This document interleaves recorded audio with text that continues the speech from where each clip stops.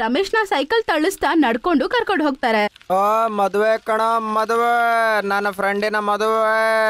ಎಲ್ಲ ಬನ್ನಿ ಬನ್ನಿ ಕಣಲೇ, ಬನ್ರೋ, ಬನ್ನಿ ಬನ್ನಿ. ಹುಡುಗಿಯವರು ಕೂಡ ಬಡವರೇ. ಇಷ್ಟು ಕಷ್ಟ ಕಾಲದಲ್ಲಿ ಕೂಡ ಹೆಂಗೋ ಕಷ್ಟಪಟ್ಟು ಅವ್ರಿಗೆ ಮದ್ವೆ ಮಾಡ್ತಾರೆ. ಮಾರನೇ ದಿನ ಬೆಳಗ್ಗೆ ರಮೇಶ್ ಅವರ ಹೆಂಡತಿನ ಸೈಕಲ್ ಅಲ್ಲಿ ಮುಂದೆ ಕೂರ್ಸ್ಕೊಂಡು ಅದ್ರಿಂದಾನೇ ಮನೆಗೆ ಕರ್ಕೊಂಡು ಹೋಗ್ತಾನೆ. ಆಗ ಮಮತಾ ಅಂತಾಳೆ, ರಮೇಶ್ ಅವರೇ, ಈ ರಸ್ತೆ ಸ್ಟೇಷನ್ ಕಡೆಗೆ ಹೋಗುತ್ತೆ. ನಿಮ್ ಮನೆ ತುಂಬಾ ದೂರ ಇದೇನ್ರಿ? ಟ್ರೈನಾಗ ಹೋಗ್ಬೇಕಾರಿ? ಇಲ್ಲ ಮಮತಾ, ಹಾಗೇನಿಲ್ಲ. ರೈಲ್ವೆ ಸ್ಟೇಷನ್ ಹತ್ರನೇ ನನ್ನ ಮನೆ ಇರೋದು ಅಂತ ಅನ್ಕೋ. ಬೇಗ ಬೇಗ ಮನೆಗ್ ಹೋಗ್ರಿ. ಮನೆ ನೋಡ್ಬೇಕಂತ ತುಂಬಾ ಆಸೆ ಆಗ್ತಿದೆ ನನ್ಗೆ.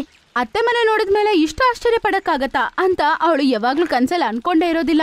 ರಮೇಶ್ ಸ್ಟೇಷನ್ ಇಂದ ಇನ್ನೊಂದು 2 ಕಿಲೋಮೀಟರ್ ಹೋಗ್ತಾನೆ. ಕಾಡಿನ ಮಧ್ಯದಲ್ಲಿ ಒಂದು ಹಳೆಯ ಬೋಗಿ ಒಂದಿರುತ್ತೆ. ಅದ್ರ ಮುಂದೆನೆ ಸೈಕಲ್ ಹೋಗಿ ಅವನು ನಿಲ್ಲಿಸ್ತಾನೆ. ಅದೇನ್ರಿ, ಕಾಡಿನ ಮಧ್ಯೆ ಇಲ್ಲಿ ಸೈಕಲ್ ಬಂದು ನಿಲ್ಸಿದೀರಾ ನೀವು? ಇಲ್ಲ ಕಣೆ, ಹಾಗೇನಿಲ್ಲ. ಈ ರೈಲ್ವೆ ಬೋಗಿ ನೋಡ್ತಿದ್ಯಲ್ಲ, ಇದೇ ನಮ್ ಮನೆ ಕಣೆ. ಅದನ್ ನೋಡಿ ಮಮತಾ ಶಾಕ್ ಆಗ್ತಾಳೆ. ನಿಮ್ಗೆ ಅಪ್ಪ ಅಮ್ಮ ಯಾರು ಇಲ್ಲ ಅಂತ ನನಗೂ ಗೊತ್ತಿತ್ತು, ಆದ್ರೆ ಮನೇನೂ ಇಲ್ಲ ಅಂತ ಗೊತ್ತಿಲ್ರಿ. ಈಗ್ಲೂ ನನ್ ಜೊತೆ ಇರ್ತೀಯಲ್ವಾ ನೀನು? ಏನ್ರಿ, ಏನ್ ಮಾತಾಡ್ತಿದ್ದೀರ ನೀವು? ಒಂದು ಟ್ರೈನೇ ಅತ್ತೆ ಮನೆ ಆಗಿರೋದು ನನ್ನಂತ ಹುಡುಗಿಗ್ ಮಾತ್ರನೇ ಅನ್ಸುತ್ತೆ.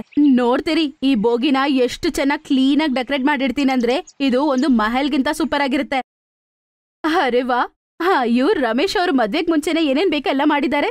ಇಲ್ಲಿ ನಿಜವಾಗ್ಲೂ ತುಂಬಾ ಚೆನ್ನಾಗಿರತ್ತೆ. ಆಮೇಲೆ ಅವಳು ಮನೆನೆಲ್ಲ ತುಂಬಾ ಕ್ಲೀನ್ ಮಾಡಿ ತುಂಬಾ ಸೂಪರ್ ಆಗಿರ್ತಾಳೆ. ಒಂದ್ ಮನೆಗಿಂತ ನೋಡೋದಕ್ಕೆ ಅದು ತುಂಬಾನೇ ಚೆನ್ನಾಗಿರುತ್ತೆ. ಮತ್ತೆ ರಮೇಶ್ ಬಂದು ನೋಡಿ ತುಂಬಾ ಶಾಕ್ ಆಗ್ಬಿಡ್ತಾನೆ. ಮತ್ತೆ ಆ ದಿನ ರಾತ್ರಿ ಅವ್ರಿಗೆ ಫಸ್ಟ್ ನೈಟ್ ಆಗುತ್ತೆ. ಮಾರನೇ ದಿನ ಬೆಳಗ್ಗೆ ಬೇಗ ಎದ್ದೊಳ್ತಾರೆ. ಮಮತಾ, ನಾನು ಸ್ಟೇಷನ್ ಅಲ್ಲಿ ಕ್ಲೀನಿಂಗ್ ನ ಕೆಲಸ ಮಾಡ್ತೀನಿ ಕಣೆ. ಮತ್ತೆ ನಡುವಲ್ಲಿ ಬರ್ತೀನಿ ನಾನು ಇಲ್ಲಿಗೆ. ನೀನು ಕೂಡ ಜಾಗ್ರತೆ. ಸರಿ ಆಯ್ತು ರೀ, ನೀವು ಹೋಗ್ ಬನ್ನಿ. ನೀವು ಕೆಲ್ಸ ನೋಡ್ಕೊಂಡ್ ಬನ್ನಿ, ಆಯ್ತಾ? ನಾನ್ ಸಾಯಂಕಾಲ ನಿಮ್ ಹತ್ರ ಮಾತಾಡ್ಬೇಕು. ಅವನು ಕೆಲ್ಸಕ್ಕೆ ಹೋಗ್ಬಿಡ್ತಾನೆ. ಮತ್ತೆ ಸಾಯಂಕಾಲ ಬಂದಿದ ತಕ್ಷಣ ಅವಳು ಅವನ್ಗೋಸ್ಕರ ಅಡಿಗೆ ಮಾಡಿ ಇಟ್ಟಿರ್ತಾಳೆ. ಮಮತಾ, ತುಂಬಾ ದಿನ ಆಯ್ತು ಕಣೆ, ಹೀಗೆ ನಾನು ನೋಡೇ ಇಲ್ಲ. ನಾನು ಕೆಲ್ಸ ಆಗಿ ಬಂದು ನಾನೇ ಫುಡ್ ಮಾಡಿ ತಿನ್ಬೇಕಿತ್ತು. ಆದ್ರೆ ಇದು ತುಂಬಾ ದಿನದ ನಂತರ ನಾನು ಇದನ್ನ ನೋಡ್ತಿರೋದು. ನನಗೆ ತುಂಬಾ ಖುಷಿ ಆಗ್ತಾ ಇದೆ. ಊಟ ಮಾಡಿದ ನಂತರ ಅವರಿಬ್ರು ಕುತ್ಕೊಂಡು ಮಾತಾಡಕ್ ಶುರು ಮಾಡ್ತಾರೆ. ನಿಮ್ಗೆ ಏನಾಯ್ತು ರೀ? ಮಮತಾ, ನೀನು ನನ್ನ ಹೆಂಡತಿ. ನನ್ನ ಜೀವನದಲ್ಲಿ ಏನಾಗಿದೆ ಅಂತ ನಿನಗೆ ಗೊತ್ತಾಗ್ಲೇಬೇಕು. ತುಂಬಾ ವರ್ಷದ ಹಿಂದೆ ನಾನು ನನ್ನ ಅಪ್ಪ ಅಮ್ಮನ ಜೊತೆ ಮನೆಯಲ್ಲಿ ಚಂದನ್ಪುರ ಅನ್ನೋ ಊರಲ್ಲಿ ಇರ್ತಿದ್ದೆ. ಅದು ನಮ್ಮ ಸ್ವಂತ ಮನೆ. ಅಲ್ಲಿ ನಾವು ತುಂಬಾ ಖುಷಿಯಿಂದ ಇರ್ತಿದ್ವಿ ಕಣೆ. ಅಪ್ಪ ರೈತರಾಗಿದ್ರು, ಮತ್ತೆ ನಾನು ಕೂಲಿ ಕೆಲಸ ಮಾಡ್ಕೊಂಡಿರ್ತಿದ್ದೆ. ಜೀವನ ಚೆನ್ನಾಗಿತ್ತು. ಆಗ ಸಡನ್ ಆಗಿ ಅಪ್ಪನಿಗೆ ಒಂದಿನ ಹುಷಾರಿಲ್ದೆ ಆಯ್ತು ಕಣೆ. ಆಗ ಡಾಕ್ಟರ್ ಹೇಳಿದ್ರು, ನೋಡಿ, ನಾವು ತುಂಬಾ ಸರಿ ಹೇಳಿದೀವಿ ನಿಮ್ಮಪ್ಪನ್ನ ಹಾಸ್ಪಿಟ್ಲಿಗೆ ಜಾಯಿನ್ ಮಾಡಿಸಿ ಅಂತ. ನೀವು ಕೇಳಲೇ ಇಲ್ಲ. ಅವರಿಗೆ ಕ್ಯಾನ್ಸರ್ ಈಗ 2nd ಸ್ಟೇಜಲ್ಲಿದೆ. ಬೇಗ ಅವರನ್ನ ಅಡ್ಮಿಟ್ ಮಾಡಬೇಕು.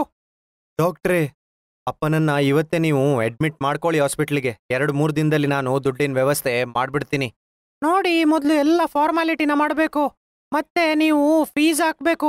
ಅದಾದ ನಂತರನೇ ಇವ್ರನ್ನ ಅಡ್ಮಿಟ್ ಮಾಡೋದು. ಮೊದಲು ದುಡ್ಡು ವ್ಯವಸ್ಥೆ ಮಾಡಿ, ಆದ್ಮೇಲೆ ಕರ್ಕೊಂಬನ್ನಿ ನೀವು. ಹಂಗಂತ ಹೇಳಿ ಡಾಕ್ಟರ್ ಅಲ್ಲಿಂದ ಹೊರಡ್ಬಿಡ್ತಾರೆ. ಮಗ, ನೀನು ಟೆನ್ಷನ್ ಮಾಡ್ಬೇಡ.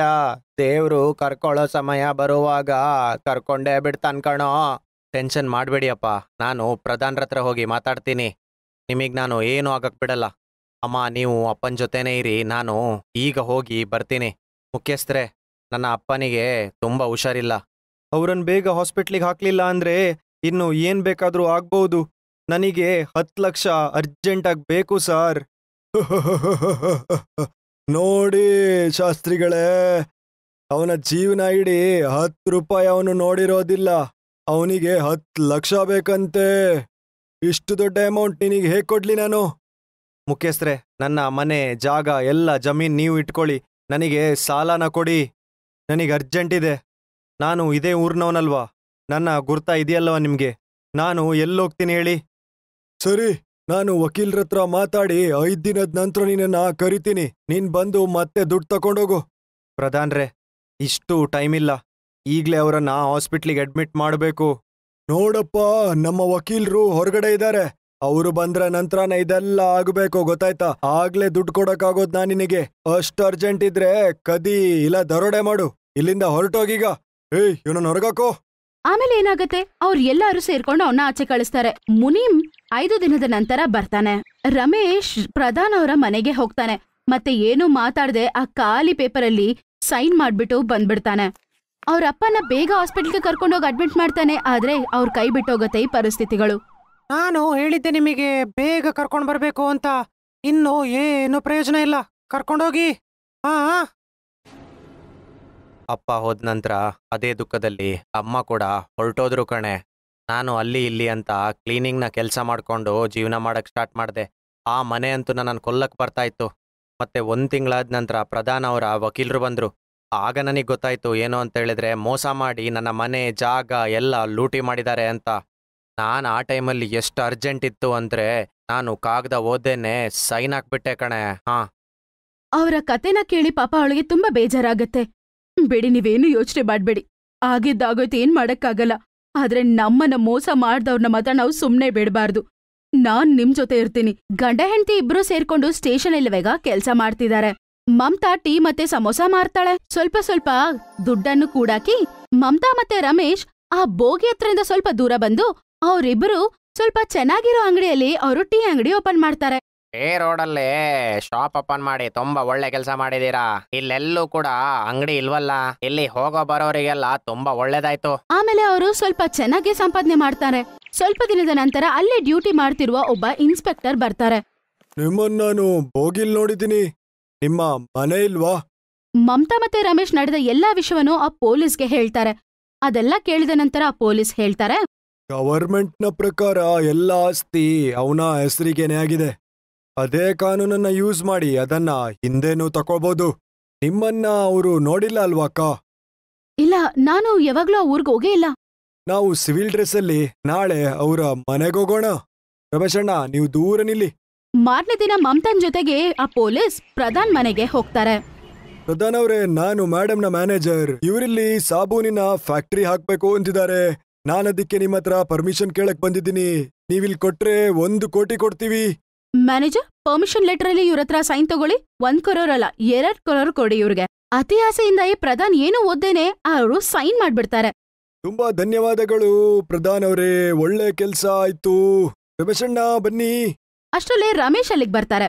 ಇವರಿಗೆ ಮೋಸ ಮಾಡಿ ನೀವು ಇವರ ಜಾಗನೆಲ್ಲ ತಗೊಂಡಿದ್ದಲ್ವಾ, ಅದಕ್ಕೆ ಈಗ ಅದನ್ನೇ ಯೂಸ್ ಮಾಡಿ ಅವರಿಗೆ ಎಲ್ಲ ಹಿಂದಿರುಗಿಸಿ ಕೊಟ್ಟಿದ್ದೀನಿ ನಾನು.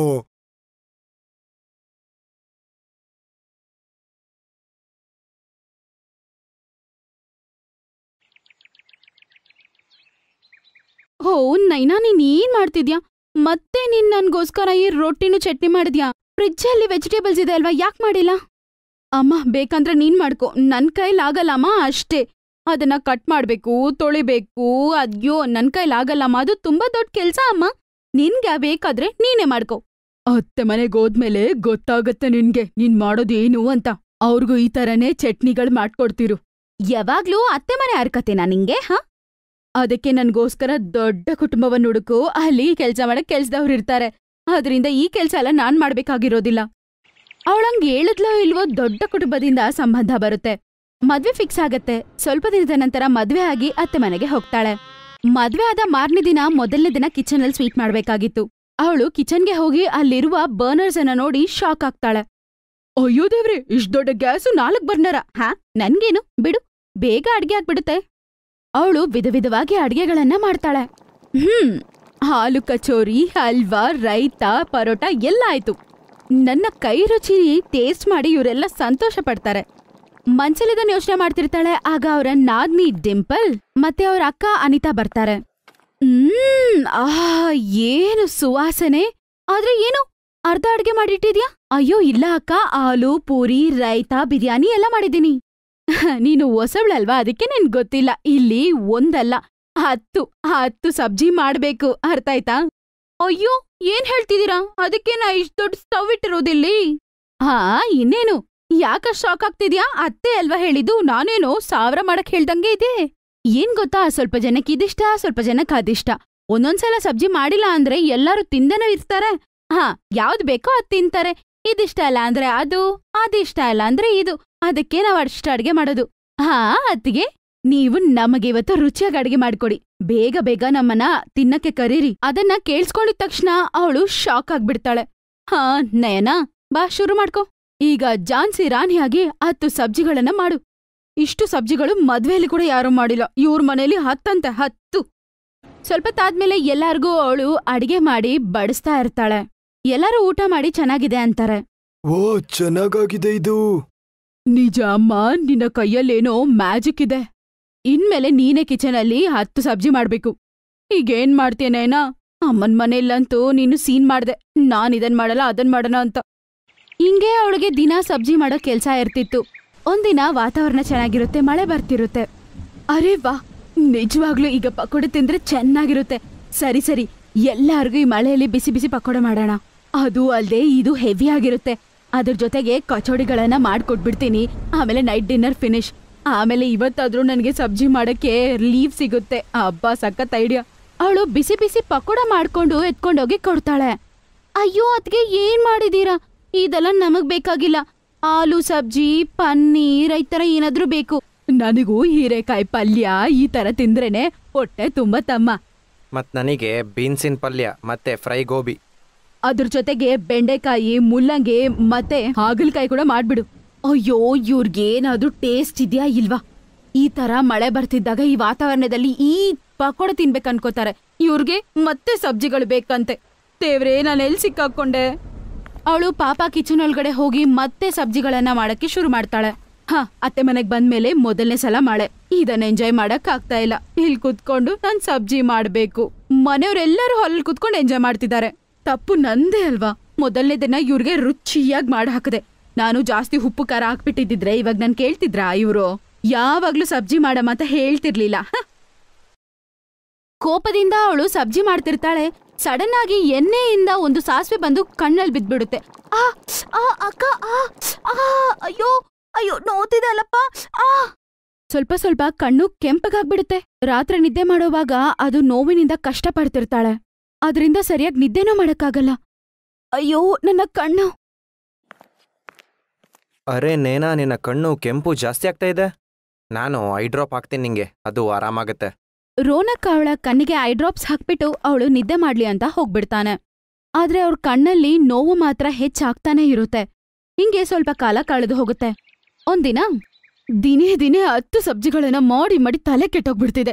ಮನೇಲಿ ತರಕಾರಿನೂ ಇಲ್ಲ, ಆಚ ಕಡೆ ಮಳೆ ಬೇರೆ ಬರ್ತಿದೆ. ಒಂದು ಕೆಲ್ಸ ಮಾಡ್ತೀನಿ, ಆಲೂ ಅಲ್ಲೇ ಇವತ್ತು ಬೇರೆ ಬೇರೆ ತರ 10 ಸಬ್ಜಿ ಮಾಡ್ತೀನಿ. ಆಲೂನ ಯೂಸ್ ಮಾಡ್ಕೊಂಡು ದಮ್ ಆಲೂ, ಆಲೂ ಪಲ್ಯ, ಆಲೂ ಮಸಾಲ, ಆಲೂ ಸಬ್ಜಿ ಅಂತ ಏನೇನೋ ಮಾಡ್ತಾಳೆ. ಅದನ್ನ ನೋಡ್ಕೊಂಡು ಅವ್ರ ಅತ್ತೆಯವರು ಮುಖ ಸಿಂಡ್ರಿಸ್ಕೊಂಡು ಅಂತಾರೆ, ಏನ್ ಮಾಡಿದ್ದಲ್ಲಿ? ಆಲೂ ಅಲ್ಲೇ 10 ಸಬ್ಜಿಗಳು. ನನಗಿದ್ ಬೇಕಾಗಿಲ್ಲ, ನಾನು ಬೇರೆ ಏನಾದ್ರೂ ಮಾಡ್ಕೊಂಡ್ ಬಾ. ಅಯ್ಯೋ ಅತ್ತೆ, ಮನೇಲಿ ತರಕಾರಿ ಇಲ್ಲ ಅತ್ತೆ. ಅದು ಮಾತ್ರ ಅಲ್ದೆ ಆಚ ಕಡೆ ಮಳೆ ಬರ್ತಿದೆ, ಹೋಗಿ ತರಕ್ಕೂ ಆಗಿಲ್ಲ. ಸರಿ ಸರಿ ನಿಲ್ಸು. ನಾಳೆಯಿಂದ ನಮ್ಗೆ 10 ಸಬ್ಜಿಗಳು ಇಲ್ಲ ಅಂತಂದ್ರೆ ನೋಡುವ, ಮತ್ತೆ ನಮ್ಗೆ ಊಟಕ್ಕದ್ ಬೇಕೇ ಬೇಕು. ಅವ್ರ ಅತ್ತೆ ಮಾತು ಕೇಳಿಸ್ಕೊಂಡು ಅವಳಿಗೆ ಕೋಪ ಏನೋ ಜಾಸ್ತಿ ಬರುತ್ತೆ. ಆದ್ರೆ ಅವಳು ಸುಮ್ನೆನೇ ಇರ್ತಾಳೆ. ಹಿಂಗೆ 2 ದಿನ ಕಳೆದು ಹೋಗುತ್ತೆ. ಒಂದಿನ, ಬೆಳಗ್ಗಿಂದ ಕಣ್ಣು ಬೇರೆ ನೋತಿದೆ, ಈ ಕೆಲ್ಸ ಬೇರೆ ಮಾಡ್ಬೇಕು. ಈ 10 ಸಬ್ಜಿಗಳು ಮಾಡಿ ಮಾಡಿ ಕಣ್ಣು ಹೋಗಿದ್ ಮಾತ್ರ ಅಲ್ದೆ ನನ್ ಪ್ರಾಣನೂ ಹೋಗ್ಬಿಡುತ್ತೆ ಅಂತ ಅನ್ಸುತ್ತೆ. ಇದನ್ನ ಮಾಡ್ತಾ ಮಾಡ್ತಾನೇ ಪರ್ಲಕ್ಕೋಗ್ ಸೇರ್ಕೋತೀನೇನೋ ನಾನು. ಹೆಂಗೋ ಹಂಗೆ ಮಾಡ್ತಾ ಇದ್ಲು. ಅವಳಿಗೆ ಒಂದ್ ಕಣ್ ಸರಿಯಾಗಿ ಕಾಣಿಸ್ತಿರ್ಲಿಲ್ಲ. ಅದ್ರಿಂದ ಆ ಪಲ್ಯ ಕೆಟ್ಟೋಗ್ತಿತ್ತು, ಇಲ್ಲ ಉಪ್ಪು ಜಾಸ್ತಿ, ಖಾರ ಜಾಸ್ತಿ, ಏನೋ ಒಂದು ಆಗ್ಬಿಡ್ತಾ ಇತ್ತು. ಅದಕ್ಕೆ ಅವ್ರ ಅತ್ತೆ ಮನೆಯವರು ಸಬ್ಜಿ ಚೆನ್ನಾಗ್ ಮಾಡಿಲ್ಲ ಅಂತ ಅವಳನ್ನ ಸುಮ್ನೆ ಬೈತಾನೆ ಇರ್ತಾರೆ. ಆದ್ರೆ ಅವಳು ಇಷ್ಟು ಕಷ್ಟ ಪಡ್ತಿರೋದು ಅವ್ರ ಗಂಡನ್ಗೆ ನೋಡಕ್ಕಾಗಿಲ್ಲ. ಅದಕ್ಕೆ ಅವಳನ್ನ ಅವರು ಹಾಸ್ಪಿಟಲ್ಗೆ ಕರ್ಕೊಂಡೋಗಿ ಡಾಕ್ಟರ್ ಹತ್ರ ತೋರಿಸ್ತಾರೆ. ಇವರ ಕಣ್ಣಿಗೆ ಏನೋ ಬಿಸಿಯಾಗಿ ಬಿದ್ದಿದೆ. ಅವರ ಕಾರ್ನಿಯ ಅರ್ಧ ಡ್ಯಾಮೇಜ್ ಆಗಿದೆ. ಇವರ ಆಪರೇಷನ್ ಮಾಡ್ಬೇಕು, ಇಲ್ಲ ಅಂದ್ರೆ ಇವ್ರಿಗೆ ಫುಲ್ ಕಣ್ಣೋಗುತ್ತೆ.